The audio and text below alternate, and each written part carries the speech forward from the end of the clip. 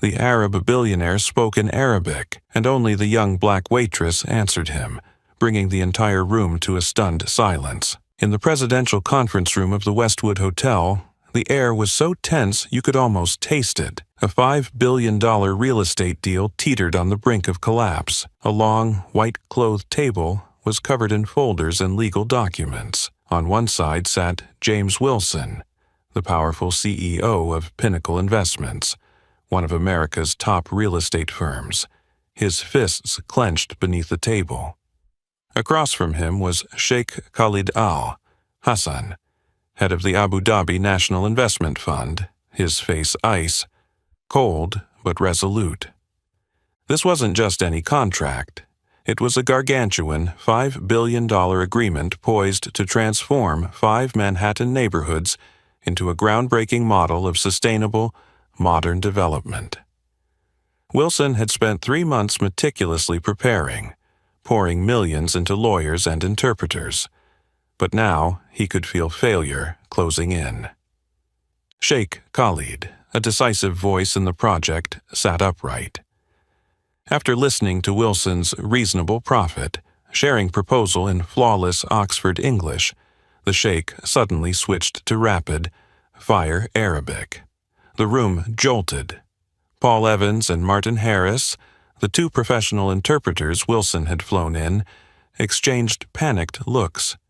Despite years of diplomatic experience translating high-level U.S. Middle East talks, they were completely out of their depth. Beads of sweat dotted their brows as they strained to catch the financial jargon and cultural nuances in the Sheikh's sharp tone. But it was hopeless.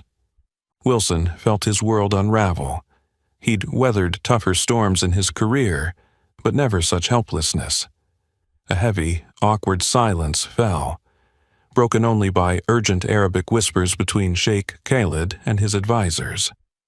"Paul, Martin, what's he saying? We need to know." Wilson barked, leaning forward. Paul wiped his brow, voice trembling. "Sir, he's using a lot of Gulf, specific financial and governance terms. We can't keep up." Martin added, equally defeated. "He's disputing Section 4.3 of the contract, but we can't pinpoint exactly what his objections are."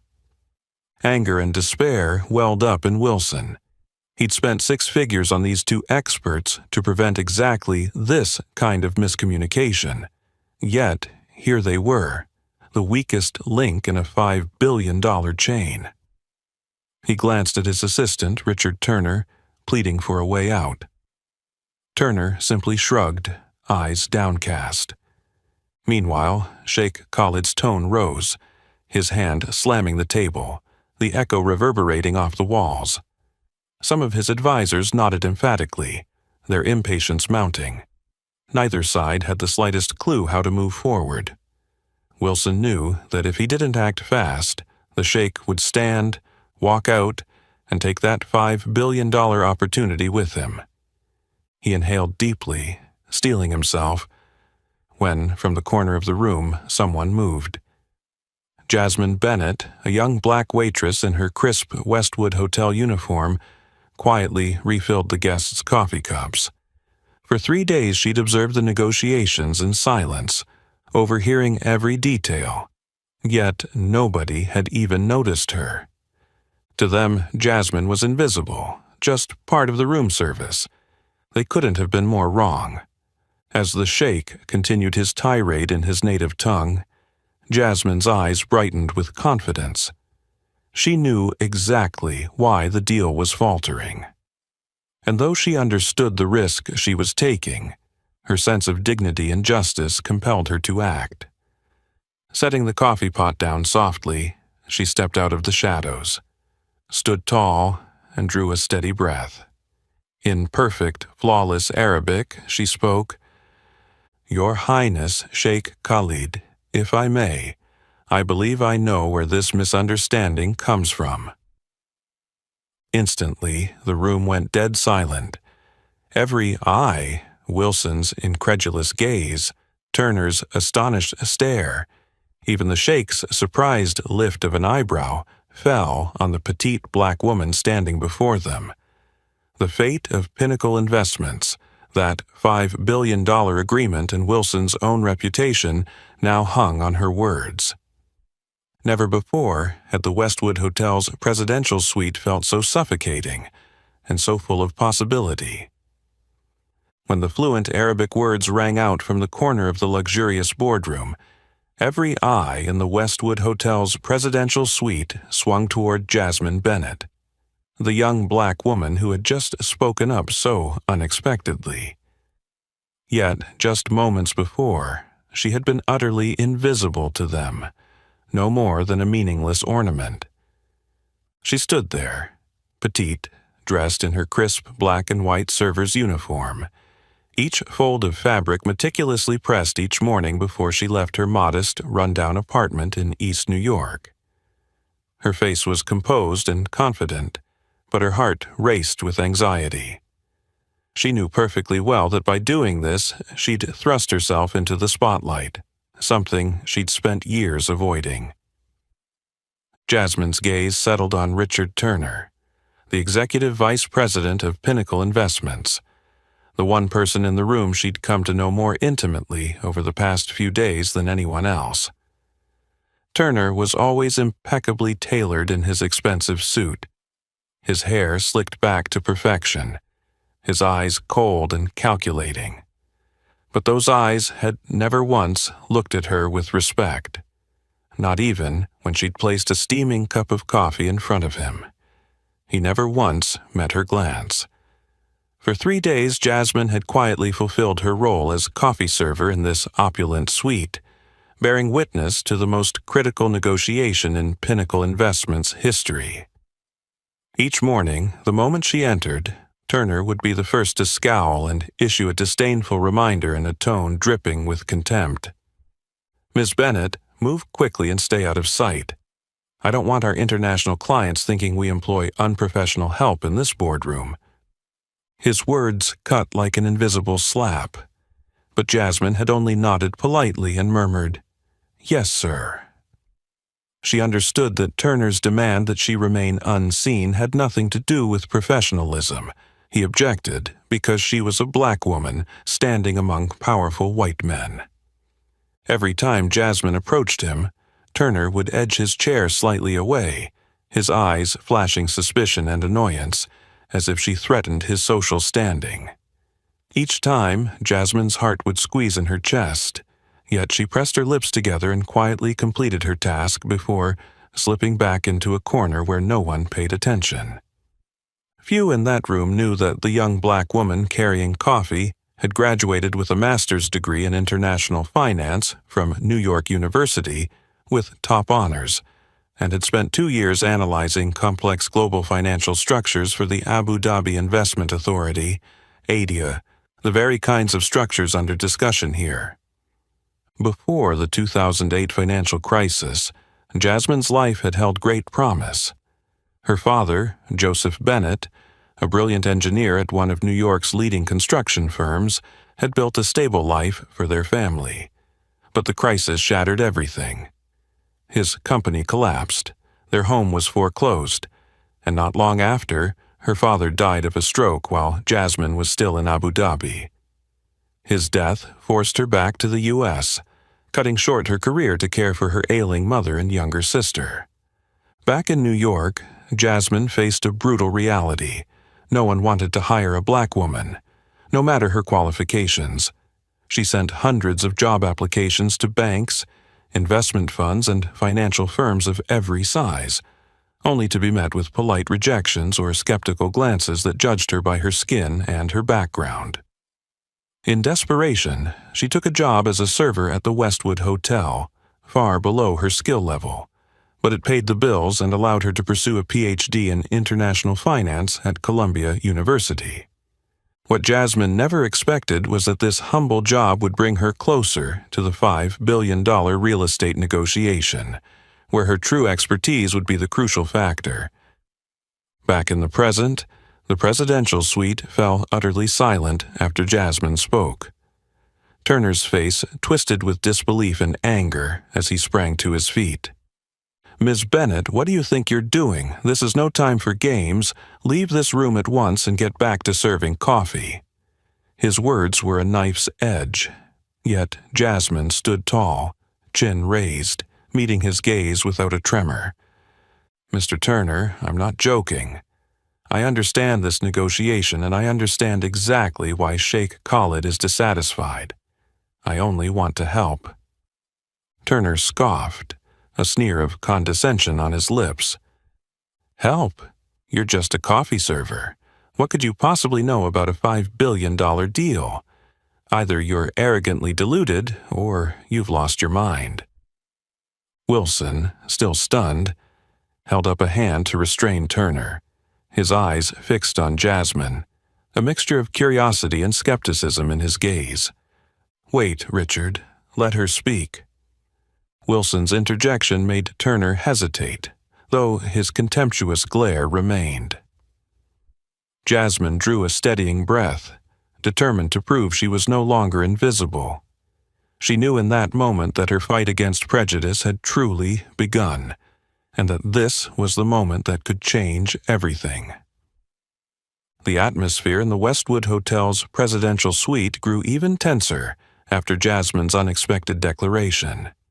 She stood there, steady as a rock, amid the storm, sweeping through this $5 billion negotiation, her sharp yet calm eyes scanning the faces still reeling from what they'd just heard.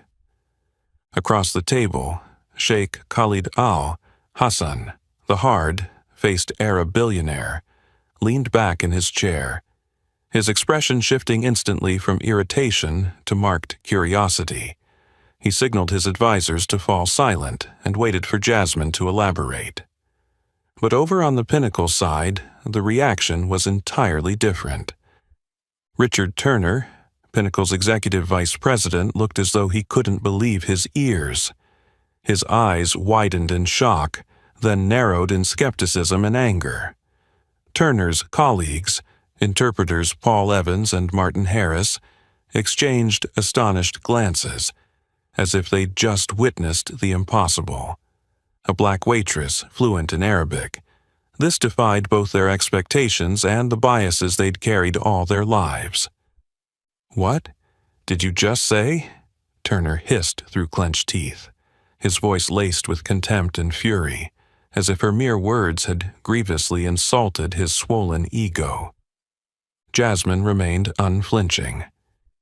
She repeated herself, this time more slowly and clearly in precise, easily understood English so everyone could follow. "I said that Sheikh Khalid's dissatisfaction stems from a critical mistranslation of Section 4.3. Your interpreters rendered voting preference rights into Arabic as absolute voting control, which wrongly implies that Pinnacle intends to seize full decision, making authority if performance milestones aren't met." Turner froze. Jasmine's confident correction struck at his deep-seated arrogance and prejudice. Yet instead of admitting the truth, he tried to dismiss her expertise, his tone growing even sharper. "And how would you, a mere black waitress, understand such complex terminology? Are you trying to outsmart us with half-learned knowledge from a few books?" A few Pinnacle team members snickered mockingly, their glances silently endorsing Turner. How could a young black server outshine the professional translators they'd paid hundreds of thousands to hire? But James Wilson, neutral until now, studied Jasmine thoughtfully, his gaze appraising. In that brief moment, he recognized something extraordinary in this petite woman that he'd never considered before. Jasmine met Wilson's eyes and spoke softly but firmly. "Mr. Wilson, I hold a master's in international finance from New York University and worked 2 years at the Abu Dhabi Investment Authority. I'm intimately familiar with the region's financial culture and terminology.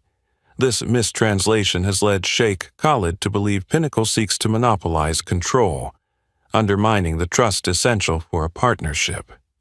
Her words plunged the room into stunned silence. No one dared speak, not even Turner, who stood frozen, cheeks flushed with both anger and shame. Sheikh Khalid, who had listened quietly until now, spoke at last in his deep, measured voice. "Ms. Bennett is correct. That error has sown our doubts about Pinnacle Investments' true intentions." Then he turned to Jasmine with newfound respect. "I am impressed by your skill and expertise, Miss Bennett. How is it that someone of your qualifications is here serving coffee at this meeting?" For a moment Jasmine hesitated, then offered a polite, composed smile. "After the financial crisis, my family fell on hard times. My father passed away suddenly, and I returned from Abu Dhabi to care for my ill mother and younger sister. To support them and continue my doctoral studies at Columbia, I took this job, Your Highness." Her simple explanation filled the room with a different kind of silence, one of awe and respect from Sheikh Khalid, a flicker of embarrassment from Wilson, and stunned discomfort from Turner and the Pinnacle team. Finally, Wilson broke the silence, his voice tinged with genuine respect. "Your Highness, with your permission, I propose Ms. Bennett join our negotiation team to help clarify these misunderstandings." Sheikh Khalid nodded approvingly. "I fully agree. This is the first step toward restoring mutual trust." In that moment, Jasmine felt the shift in the room. She had stepped out of the shadows of invisibility, not by anyone's benevolence, but through the true competence she'd quietly honed through hardship. Yet she knew this was only the beginning. The real battle to dismantle prejudice and earn recognition still lay ahead. The moment Sheikh Khalid looked at Jasmine with respectful eyes, everyone in the Westwood Hotel's presidential suite seemed to recognize the seismic shift that had just occurred. Yet Jasmine knew this was only the beginning of a much longer, tougher battle. The battle against the deep, seated prejudices held by those seated around that powerful table. Sheikh Khalid sat up straight, watching Jasmine with bright, genuinely curious eyes. He gave a slight nod and in a warm, clear tone of English asked, "Ms. Bennett, you have made a strong impression on me. Could you tell me more about your background and qualifications?" His question was like a wide, open door, inviting Jasmine to step forward and assert her worth. She understood that this was not only an opportunity, but also a responsibility. The responsibility to shatter the unfair biases that had weighed down people like her for so long. Jasmine offered a gentle smile and a modest nod, then responded in a calm, measured voice filled with confidence. "I hold a master's degree in international finance from New York University, with a thesis on sustainable investment structures for Gulf sovereign wealth funds. After graduating, I spent 2 years at the Abu Dhabi Investment Authority, where I analyzed and helped build financial models for major projects across the Middle East." Once again, the room fell completely silent. Jasmine's simple but clear introduction left the entire Pinnacle team astonished. Paul Evans and Martin Harris exchanged perplexed looks. Only now did they understand how she had so easily spotted the critical mistake they had overlooked. James Wilson raised an eyebrow, a look of surprised admiration flickering across his face. Yet among the astonished and respectful expressions, Richard Turner remained a clear exception. Arms crossed, his narrow eyes clouded with doubt and discomfort, he smirked sarcastically as Jasmine finished her introduction. "Oh, that's quite impressive," Turner scoffed. "But forgive me if I remain skeptical. Miss Bennett, how does someone with your credentials end up serving coffee in this hotel?" Turner's words landed like a cruel blow, intended to unsettle Jasmine and undermine her confidence. A few members of the Pinnacle team averted their eyes, clearly uncomfortable with his question, yet no one spoke up to defend her. Jasmine took a deep breath, keeping her gaze steady even as her heart pounded. She understood Turner's intention. He wanted her to lose her composure, to appear weak or uncertain, proving that she didn't belong here. "My father passed away suddenly," Jasmine replied evenly, her voice unwavering. "My family faced severe hardship, and my mother fell gravely ill. In that situation, I needed flexible work hours so I could care for both her and my sister. The position here at the Westwood Hotel allowed me to continue my doctoral studies in international finance at Columbia while earning enough to support my family." Turner grunted dismissively, his eyes still full of suspicion and contempt. He made it clear he had no intention of letting go of his prejudice. How touching. But let me be frank. How much can we really trust your expertise, Miss Bennett? All you've done is catch a translation error, a minor slip. Do you truly have the knowledge and professional depth to contribute to the complex discussions we need, far beyond a few simple terms? Wilson shot Turner a look of unmistakable irritation, but before he could speak, Sheikh Khalid raised a hand to halt him. The Sheikh fixed Turner with a cool, clear gaze. "Mr. Turner, I don't believe that's the respect due to someone who just helped salvage this critical negotiation. I have faith in Miss Bennett's professional abilities.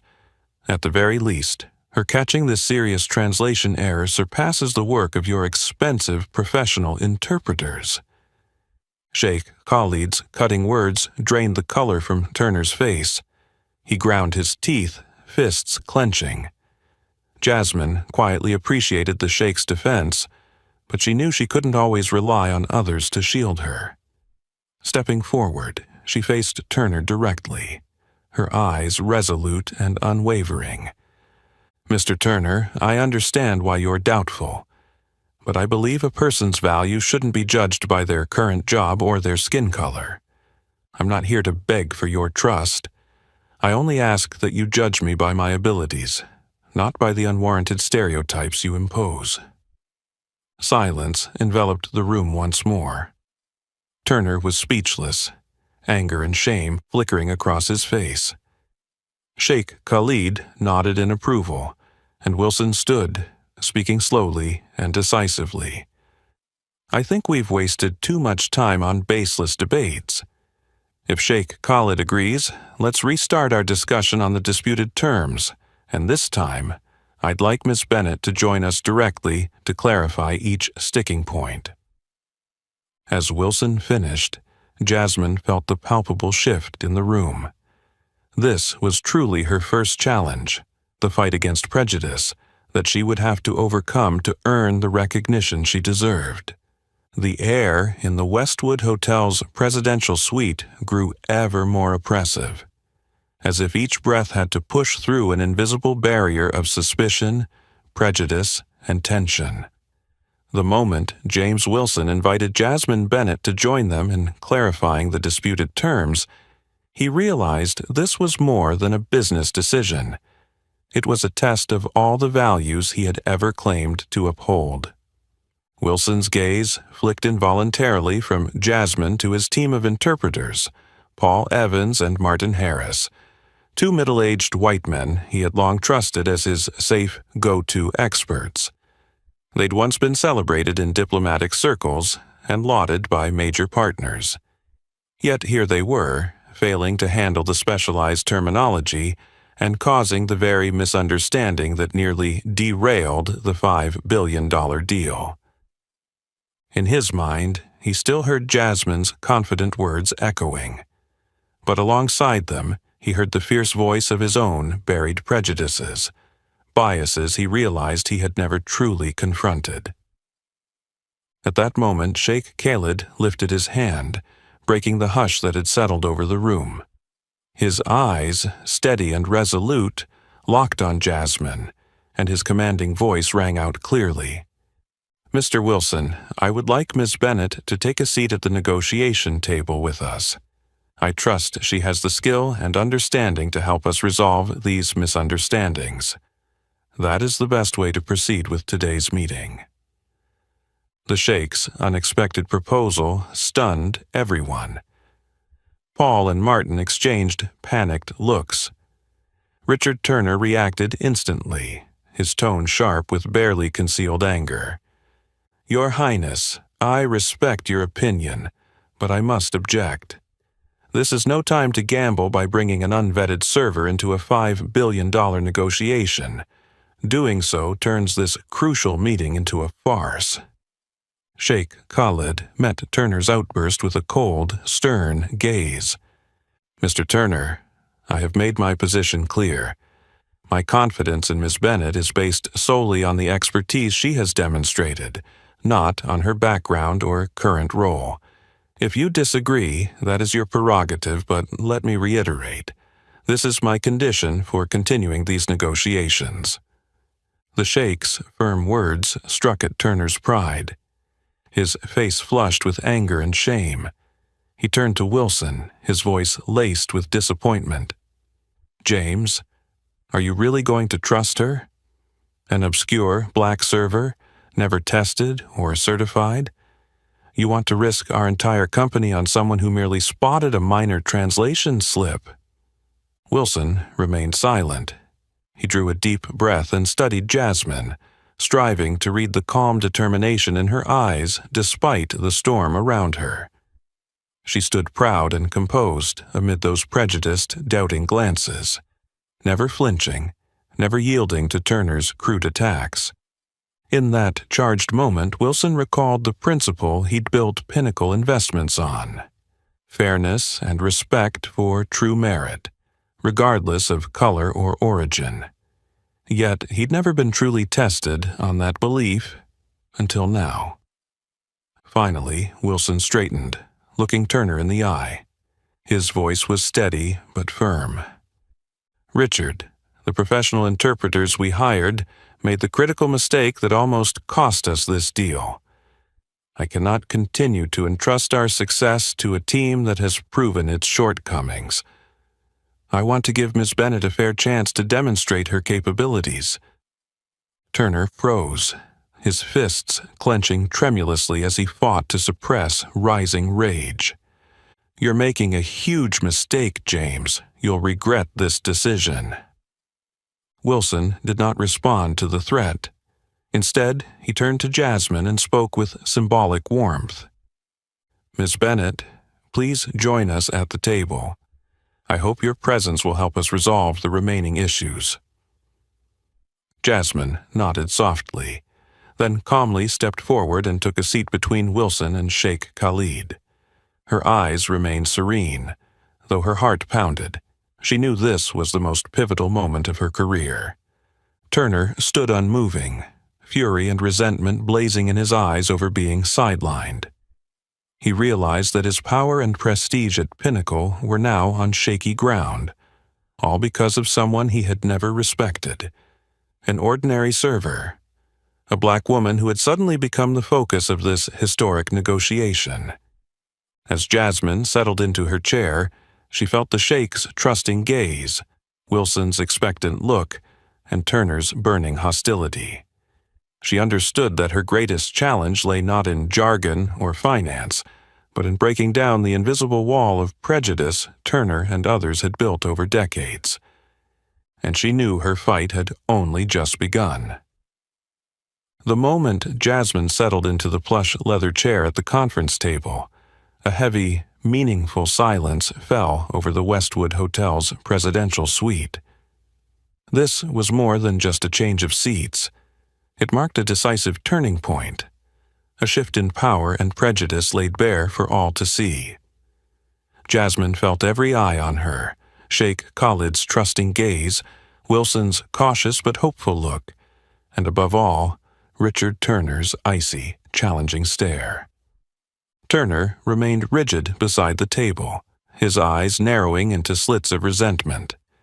Clearly, he could not accept that Jasmine had claimed a seat meant for Pinnacle's white professional interpreters. Suppressing his anger, he vowed to find any flaw in her expertise. Just one small mistake would be enough to cast her back into the shadows of invisibility. Sheikh Khalid gently reopened the discussion with a deep, technical question in Arabic, his eyes fixed on Jasmine as though testing her true ability. Ms. Bennett, could you explain Section 6.2 regarding the performance, evaluation mechanism, and the additional equity contributions required if the project fails to meet its agreed upon targets? The room fell into tense silence.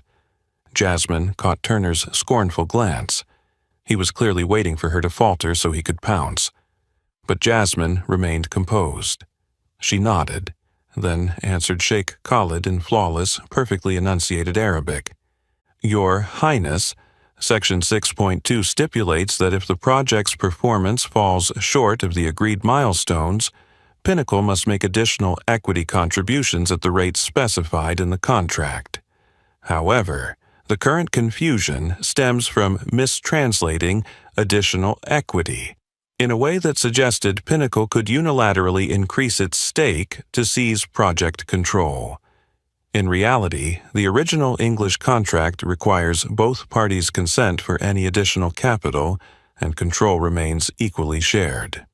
Jasmine's clear, precise explanation drew a satisfied nod from Sheikh Khalid.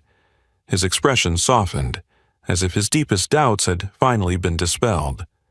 But Turner refused to accept defeat so easily. He interrupted sharply, his tone openly challenging.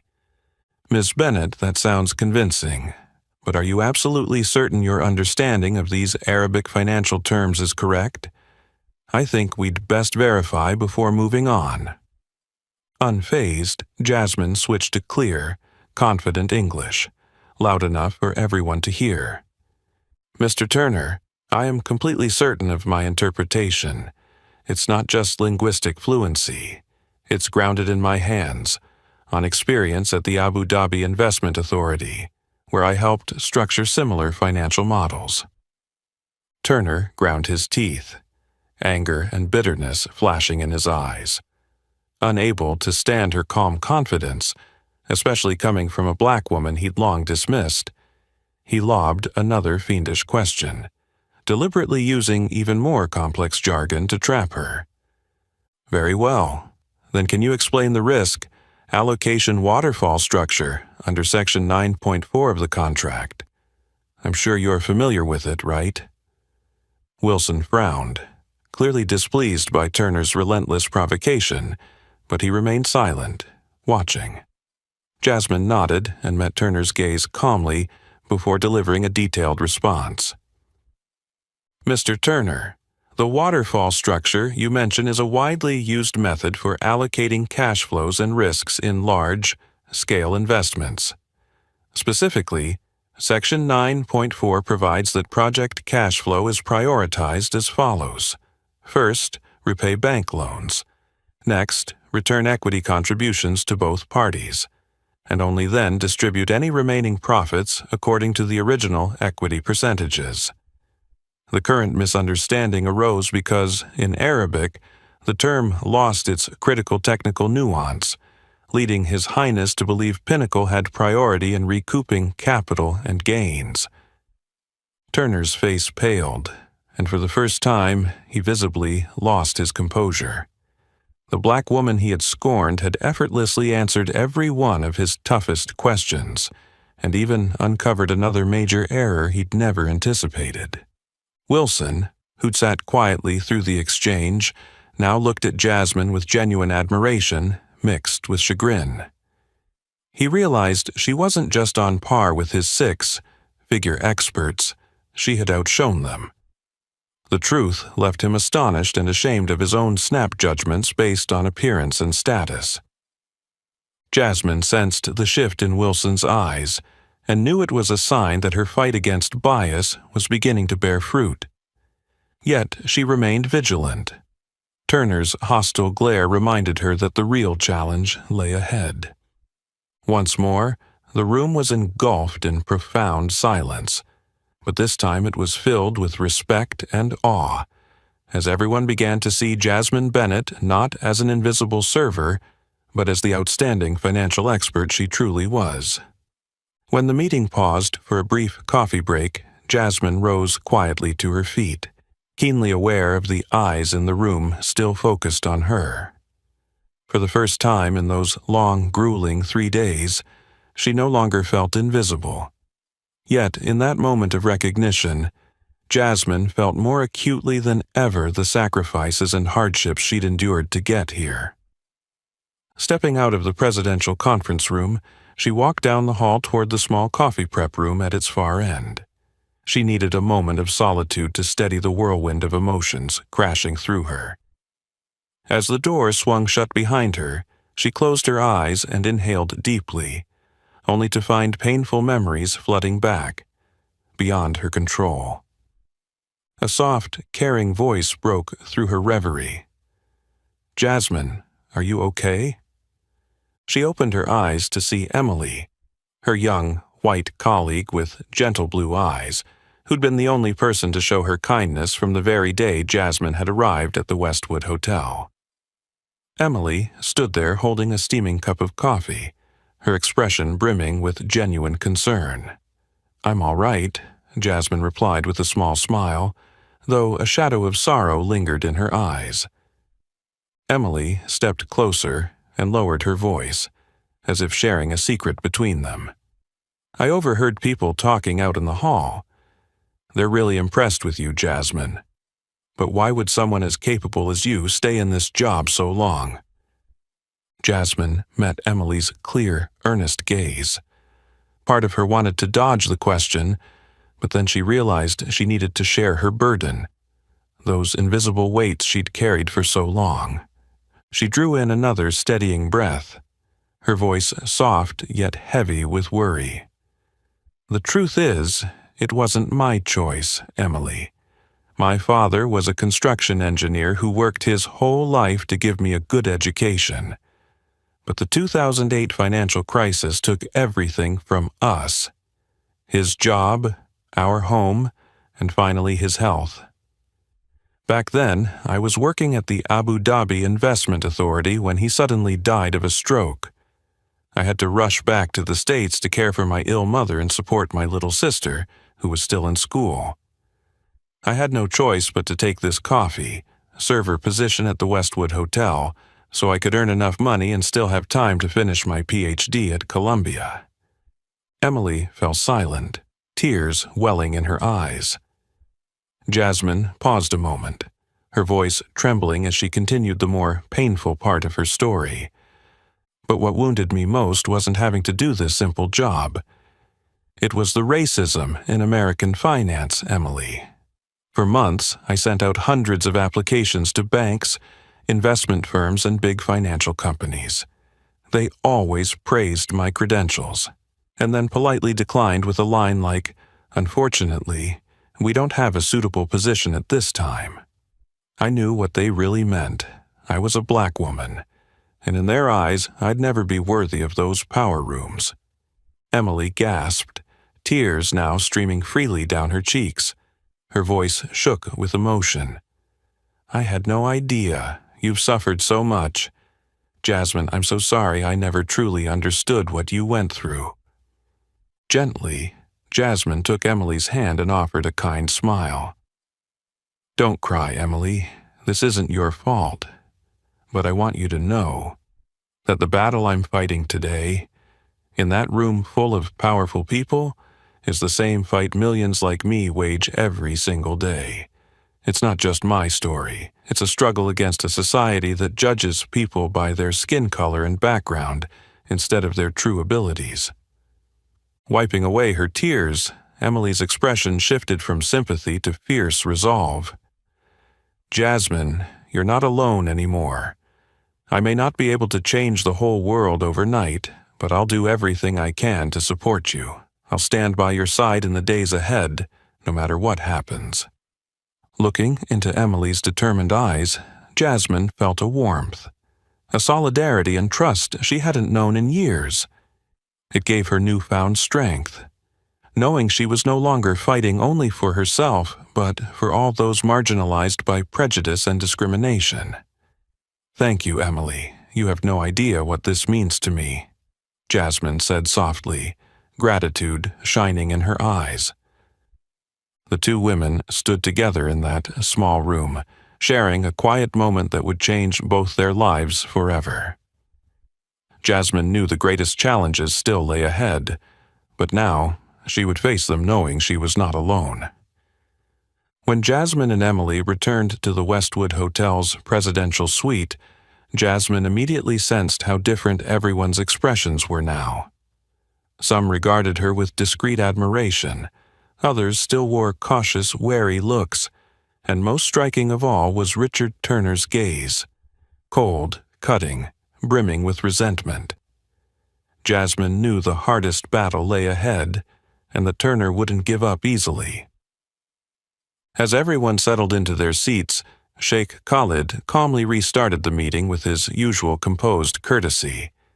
Yet Jasmine felt the tension still hanging heavy in the air. She wondered if she had the strength to face the challenges to come.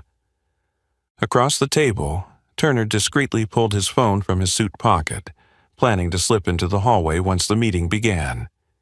His hands trembled with stress and anger as he quickly dialed the admissions office at New York University, where Jasmine claimed to have earned her master's degree. He spoke quietly as someone answered. "I'm Richard Turner, EVP at Pinnacle Investments. I need to verify one Jasmine Bennett. There's reason to doubt her credentials."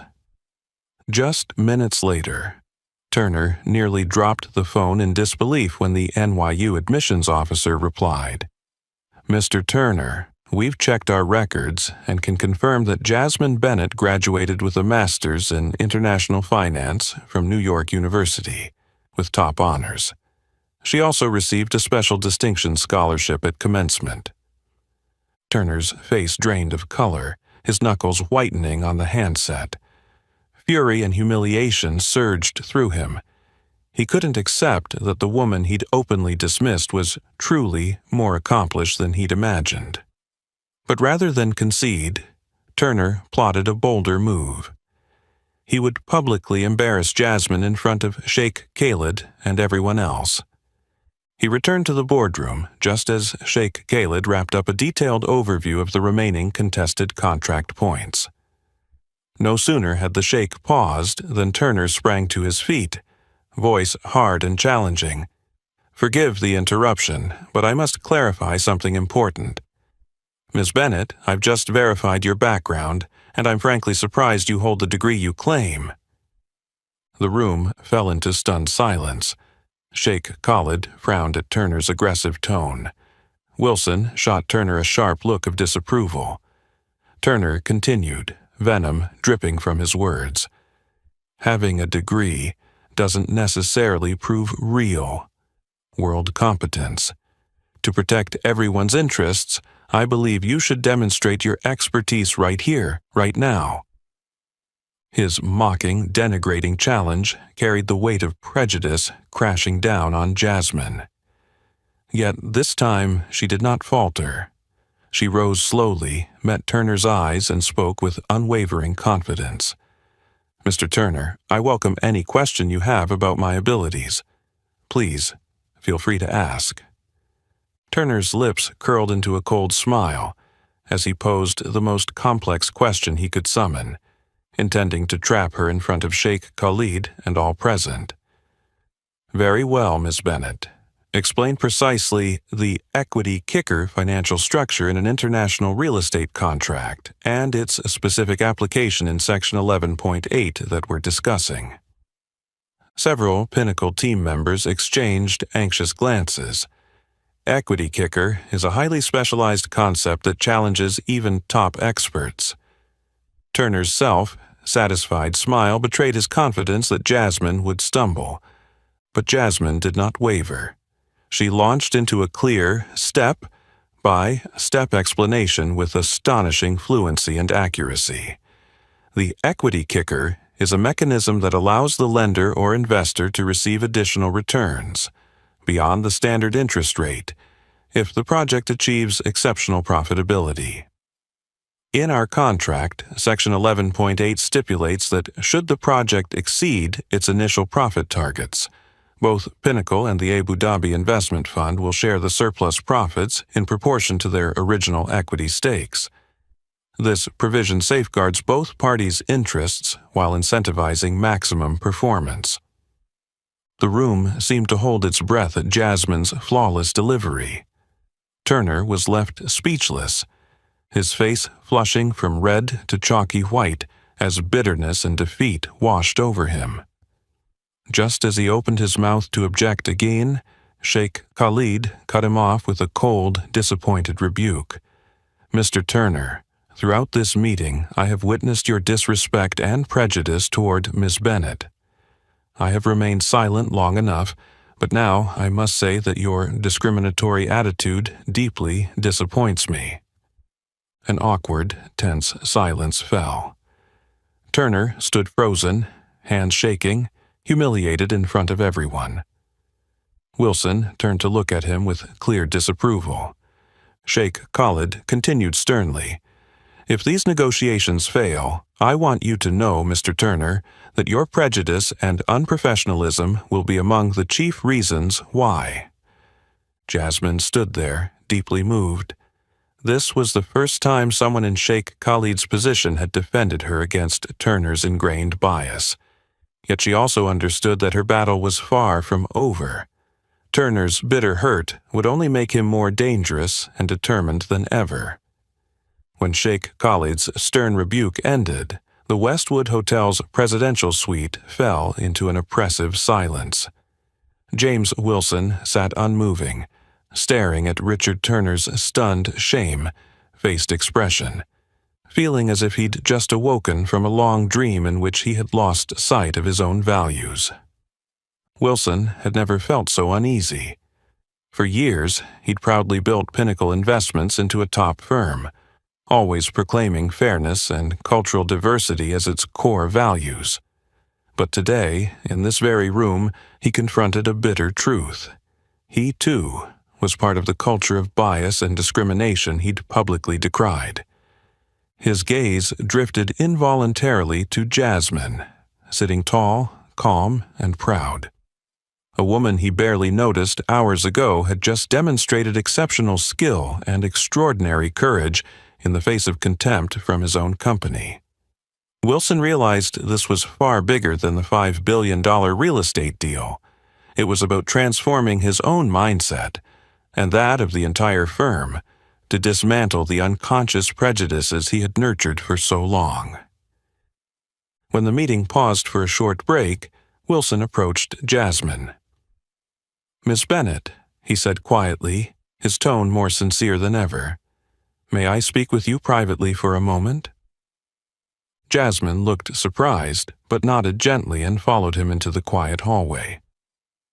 Once they were alone, Wilson took a deep breath, his eyes stripped of their usual confidence and authority, replaced by genuine remorse. "Jasmine," he began softly, "I want to apologize, not just on behalf of the company but personally. Over the past few days, I overlooked your true abilities because I couldn't rise above my own unconscious biases." Jasmine met his earnest gaze and replied calmly, "Mr. Wilson, I accept your apology, but what I'm really looking for isn't an apology. What I, and many others like me, truly deserve is respect and fair recognition." Wilson fell silent, her words ringing in his mind like a wake-up call. He saw that she spoke not only for herself, but for countless talented individuals buried under prejudice. Finally, he nodded, resolve in his voice. "You're absolutely right, Jasmine. I must change this. Starting today, I will do everything necessary to correct my mistakes and those of this company." He paused, determination shining in his eyes like never before. "And the first thing I'll do is publicly announce to the entire firm and our partners that you're now Pinnacle's senior financial advisor on this $5 billion transaction." Jasmine was momentarily stunned, her heart swelling with emotion at a turn she hadn't dared imagine hours earlier. She quickly composed herself and offered a grateful smile. Thank you, Mr. Wilson, but please understand, this isn't a favor or special privilege. It's a role I'll embrace with full responsibility and expertise to prove that a person's value doesn't depend on skin color or background. For the first time, Wilson's eyes shone with genuine admiration. He saw in Jasmine the embodiment of courage and dignity, qualities he'd believed he possessed but never fully realized. He nodded, his tone warm and earnest. I understand completely, Jasmine. This is exactly what Pinnacle needs right now. A person like you, who can guide us to become a truly fair and progressive company. They stood together in the hallway, the silence between them filled with profound understanding that transcended words. When they returned to the boardroom, Wilson spoke up at once, his voice clear and decisive. Before we proceed, I have an important announcement. In light of today's events, I am appointing Ms. Jasmine Bennett as Pinnacle's official senior financial advisor for this transaction. From now on, she will have independent authority to advise and decide on all technical matters. The room buzzed with surprised murmurs. A few people smiled and offered polite applause to congratulate Jasmine. But Jasmine noticed Turner's face paling, his anger and sense of powerlessness more evident than ever. She knew that, although she'd won a significant victory, Turner would not give up easily. What mattered most to her in that moment was that Wilson had truly begun the journey of making amends and establishing real fairness. Jasmine understood that many battles still lay ahead, but at least now she would not fight alone in her pursuit of respect and equality. The moment Wilson's surprise announcement landed, the Westwood Hotel's presidential suite snapped out of its stunned silence and zeroed in on the final details of the contract.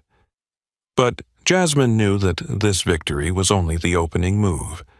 The real battle still lay ahead. Sheikh Khalid, ever polished yet razor, sharp, peeled back a few fresh pages from the dossier before him.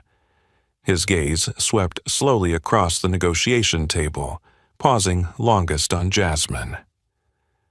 I'm very pleased Miss Bennett has joined your official advisory team, he said. However, before we finalize, we need to nail down a few additional key provisions. Instant tension crackled through the room. Wilson's brow furrowed. He knew exactly how much weight those words carried. Turner, tucked into a corner, practically held his breath, silently betting on Jasmine's next misstep to restore his own tarnished pride. Setting the sheet down with deliberate calm, Sheikh Khalid continued in measured tones that cut through the air. We require a special protective clause for the Abu Dhabi Investment Fund. This will guarantee our veto power over critical financial decisions, shielding us from any volatility in U.S. markets. I realize this complicates matters, but it is a non-negotiable condition. Wilson's shoulders tensed visibly. Agreeing would cede much of Pinnacle's proactive control. Refusing would shatter the $5 billion deal at the 11th hour. An oppressive hush fell. Wilson turned to Jasmine with pleading eyes. She was the only one he trusted to break the deadlock. Drawing on every ounce of confidence she'd built, Jasmine spoke with calm authority. Your Highness, I fully understand your concern, but I believe we can craft a more creative solution, one that safeguards both sides' interests while bridging Gulf financial culture with U.S. investment norms. A flicker of curiosity crossed Sheikh Khalid's face. Ms. Bennett, please outline your proposal. Jasmine rose and moved to the whiteboard. With precise, flowing strokes, she sketched a detailed financial schematic. Rather than an absolute veto, let's adopt a conditional veto mechanism. Under this, Abu Dhabi's veto would only trigger in specific scenarios. For example, if projected returns dip below our agreed safety threshold. To ensure transparency, we'd form a joint oversight committee with balanced voting rights from both Pinnacle and Abu Dhabi. Any veto decision would require at least one affirmative vote from Pinnacle's representatives. This preserves each side's essential controls while maintaining clear, accountable governance. Absolute silence followed Jasmine's presentation as everyone absorbed her solution. Wilson studied the board, visibly impressed. He'd never imagined a fix that was both so elegant and culturally attuned. Turner's face drained of color. Once again, Jasmine had outshone his every expectation, neutralizing his final attack.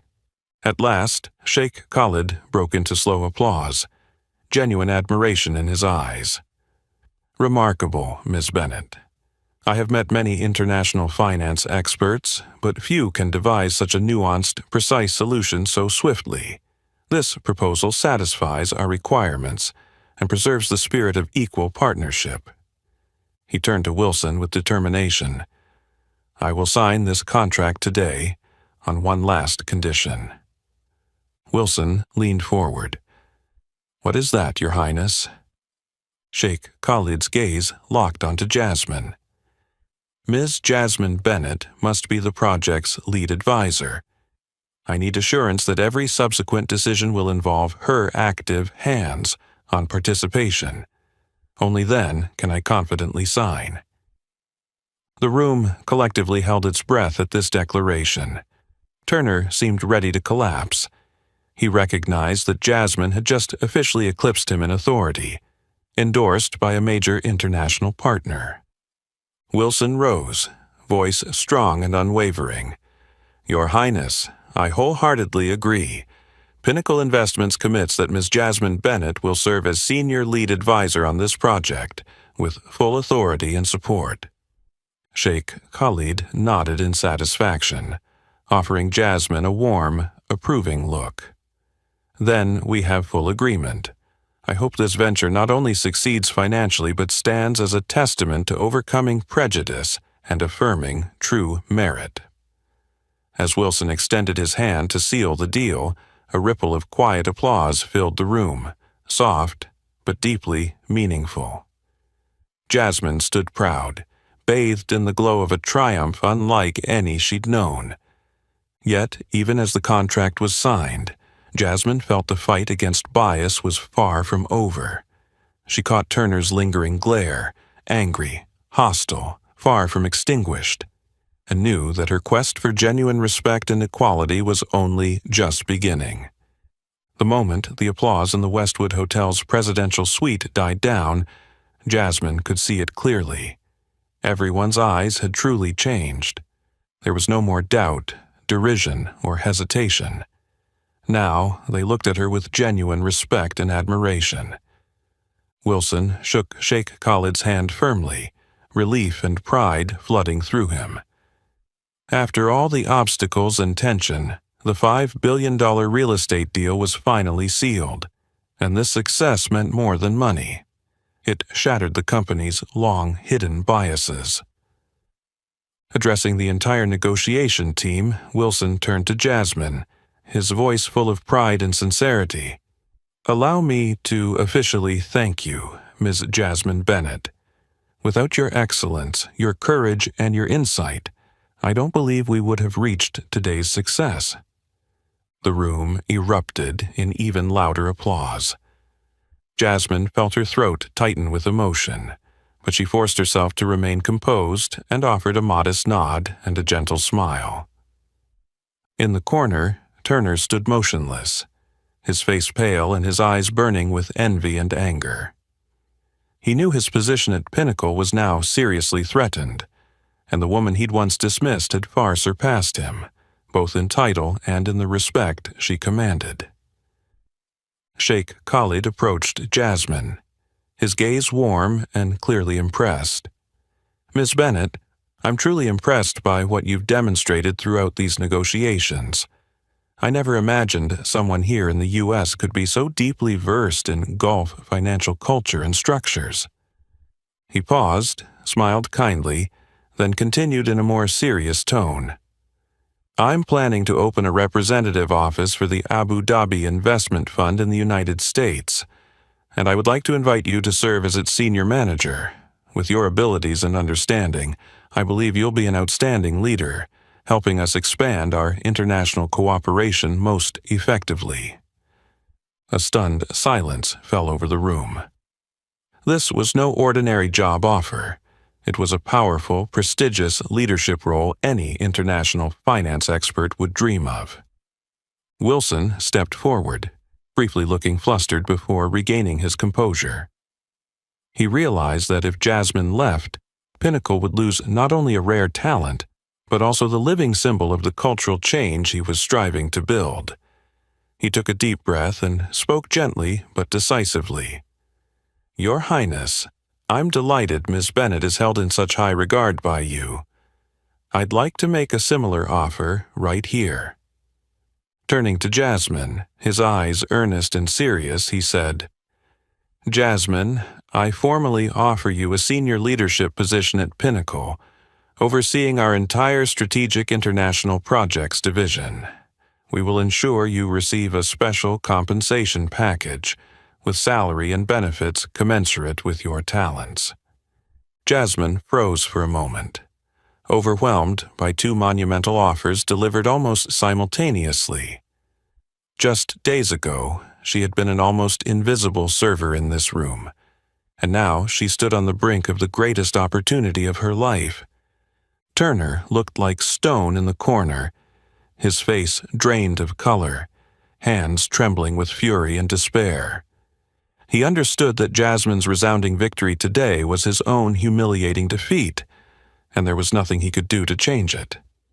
Meanwhile, Sheikh Khalid regarded Jasmine with a friendly smile and gentle words. "I know this is a big decision for you, Miss Bennet, but whatever you choose, I have every confidence you will achieve even greater success." Wilson nodded in agreement. "I fully support that. Whether you stay with Pinnacle or join His Highness's team, you will have our full backing." The room fell silent once more, all eyes fixed on Jasmine, waiting for her decision. She inhaled deeply and spoke calmly, yet proudly. "I'm deeply grateful for the trust and incredible opportunities you've both offered. This is more than a turning point in my career. It's a testament that a person's ability is not determined by race or background. I will take the time to consider carefully before making my final decision. But regardless of what I choose, I promise to give everything I have to live up to this trust." The room burst into enthusiastic applause, a heartfelt show of agreement and respect for Jasmine. She stood there prouder and more confident than ever, knowing she had achieved a dual victory. Not only a spectacular triumph in the $5 billion deal, but also a profound win in the fight against prejudice and in affirming her own worth. Yet, as the applause faded, Jasmine caught Turner's vicious glare still fixed on her. She knew that, although today was a landmark victory, the struggle against people like Turner was far from over. Her greatest comfort, however, was knowing she was no longer alone on this journey. That morning, the entire Pinnacle Investments team gathered in the large auditorium at headquarters. The soft murmur quieted as James Wilson stepped up to the podium, his face solemn and his eyes filled with a sincerity his staff hadn't seen in a long time. He scanned the expansive room, lingering for a moment on Jasmine, who sat in the front row with perfect posture, her gaze bright yet humble. He drew a deep breath, summoning the courage to speak the words he knew he had to say. "Dear colleagues of Pinnacle, today I'm not here to celebrate our recent $5 billion deal, though we have every reason to be proud. I'm here to address something far more important, something that has weighed heavily on me over these past days." A profound silence fell as every eye fixed on their powerful CEO. Wilson paused briefly, then continued with genuine humility. "I must admit that both I and Pinnacle Investments as a whole have harbored deep, unconscious biases. In this deal, it was Jasmine Bennett, someone we initially overlooked and underestimated because of her race and job title, who awakened me to this truth. I have come to realize that although we've long proclaimed equality and diversity as our core values, we've never truly confronted or dismantled the invisible barriers we ourselves created. He looked directly at Jasmine, his voice growing firmer. I want to publicly apologize to you, Jasmine Bennett, and to any employee at Pinnacle who has suffered injustice due to racial or background-based bias. I promise each of you that, starting today, our company culture will genuinely change. From now on, everyone here will be evaluated solely on ability, contribution, and real merit, regardless of skin color or upbringing. As he finished, the auditorium erupted in enthusiastic applause, a clear sign that his heartfelt message had resonated. At the back, Richard Turner stood in stunned silence, his face ashen, eyes cast downward in shame and powerlessness. He realized that the era of prejudice he had represented was truly ending at Pinnacle. Wilson turned to Jasmine and signaled for her to join him at the podium. Jasmine rose, walking confidently through the applause. Standing before the microphone, she swept her gaze across the audience, feeling a profound sense of responsibility fill her heart. She knew her words would carry weight far beyond herself. "Good morning, everyone," she began, her voice calm and gentle yet strong.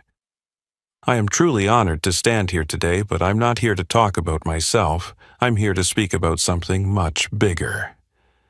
The room hushed completely, all eyes fixed on her. Jasmine inhaled deeply and went on. "For years, I lived in the shadows of bias and discrimination. I know the bitter feeling of seeing my efforts, skills, and qualifications go unrecognized simply because of my skin color and background. But I also know I'm not alone. Countless people still endure the same every day." She paused, her eyes growing softer yet more resolute. "In recent days at Pinnacle, I've learned that the greatest power to overcome prejudice isn't hate or resentment, but steadfast perseverance, courage, and the ability to prove one's true worth. Each of us has intrinsic value, and that value should never be defined by race, gender, or origin." Her heartfelt words moved many listeners to tears, and even those who usually remained impassive stood silently, their expressions reflective. Jasmine's voice grew stronger than ever. "Today, I stand here, on behalf of everyone who has ever been cast aside, to say we deserve fair treatment and respect. I also bring a hopeful message. Real change is possible if we have the courage to confront and dismantle the biases that persist. Let Pinnacle be a place where each person's ability and dignity are truly recognized and honored." As Jasmine finished, the auditorium exploded in heartfelt applause. Wilson stepped up beside her, his tone warm and resolute. "I pledge to you all that Pinnacle Investments will do everything necessary to ensure every employee has equal opportunity, without regard to race, gender, or background. And from this day forward, Jasmine Bennett will be the living symbol of that change." The entire room rose to its feet in a standing ovation. Jasmine looked around, her heart swelling with emotion. In the corner, Turner quietly slipped away, carrying his final, bitter defeat. But Jasmine understood that this moment wasn't just her personal triumph. It was a victory for everyone who has ever been discriminated against, a clear sign that change is truly possible, as long as each of us has the courage to stand up and speak out for our real worth. 6 months later, on a bright spring morning, the sprawling plot of land in the heart of Manhattan came alive like never before. A grand stage had been erected, and thousands of guests, members of the press, and international investors had gathered in eager anticipation. The air buzzed with excitement as everyone waited for the groundbreaking ceremony of the $5 billion joint venture between Pinnacle Investments and the Abu Dhabi Investment Fund. At the center of attention stood Dr. Jasmine Bennett. Dressed in a sharp navy suit and flanked by James Wilson and Sheikh Khalid on the dais, she exuded confidence and radiance, so different from the coffee server once overlooked in the Westwood Hotel boardroom. When Wilson stepped up to the microphone, his voice echoed throughout the venue. "Ladies and gentlemen, today is a very special day. Not only are we launching the largest real estate project in our company's history, but more importantly, this marks a new era. An era of transformation, equality, and justice. And the clearest symbol of that era stands right here beside me. Dr. Jasmine Bennett." Thunderous applause erupted, many rising to their feet, eyes shining with admiration for Jasmine. Sheikh Khalid offered a warm smile and polite applause, his expression reflecting both pride and satisfaction at the woman who had overcome every prejudice to become such an exceptional leader.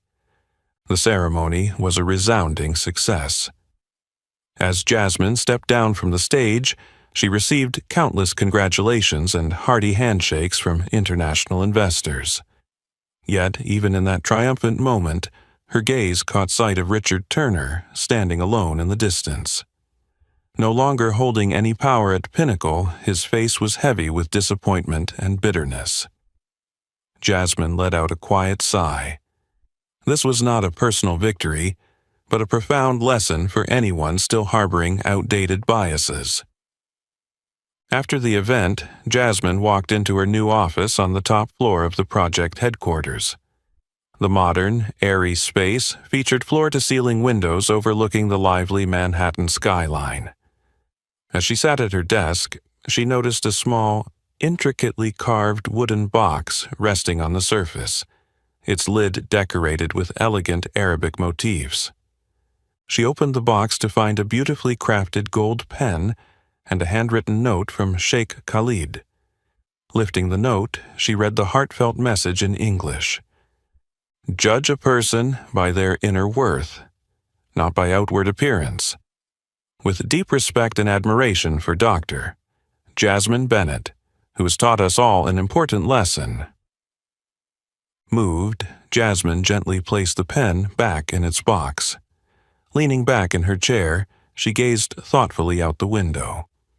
In that quiet moment, she reflected on her journey, from the bitter days of repeated rejections based on her skin color, to serving coffee to support her family, and finally to earning the recognition and respect she deserved today. But Jasmine also knew that today's success was bigger than her alone. It was a beacon of hope, a powerful reminder to everyone facing injustice and discrimination. You can break through barriers and bias if you believe in your true worth. And in the stillness of that room, Jasmine felt the weight of an even greater responsibility.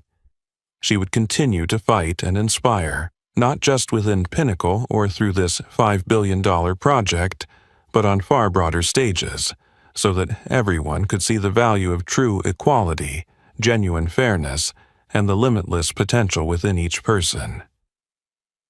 She closed her eyes for a moment, inhaling deeply, feeling a surge of inner peace and strength.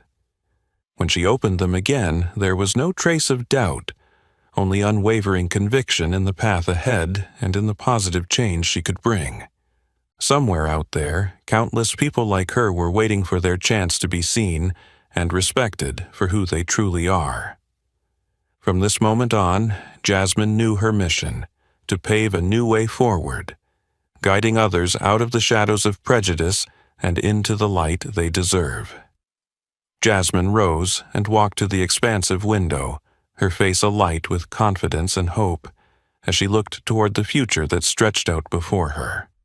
She smiled, understanding that today was not just her new beginning, but the starting point for far-reaching, transformative change she believed would ripple through the world, creating a fairer place for us all. What do you think of Dr. Jasmine Bennett's inspiring journey? Have you ever witnessed or experienced a situation like hers in your work or life? Share your thoughts and experiences in the comments below.